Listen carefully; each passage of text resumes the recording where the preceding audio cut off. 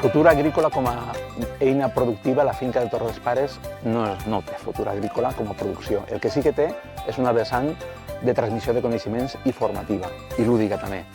Ara vegeu, la finca actual té un 88 fanecaes, quan se va comprar són les restes d'una gran finca agrària que inclou un pou, del qual tenim participació, que eren 1000 fanecaes, però aquests 88 se van a enfocar per a la formació i per a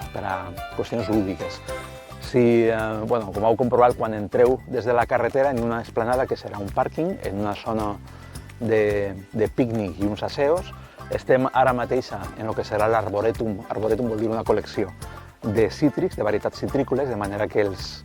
xiquets i les xiquetes, quan vulguin vindre, quan estigui això més desenvolupat,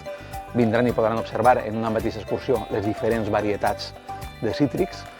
Enfront de la torre anem a deixar una praderia gran,